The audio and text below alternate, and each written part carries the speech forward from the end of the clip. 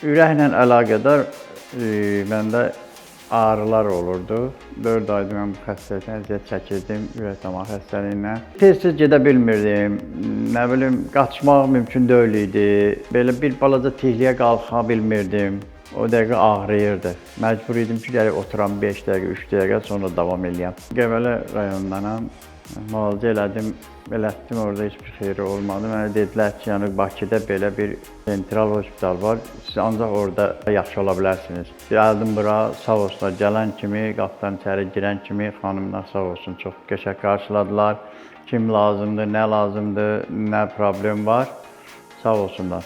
Çox razıyam, çox minnətdarlığımı bildirirəm mən.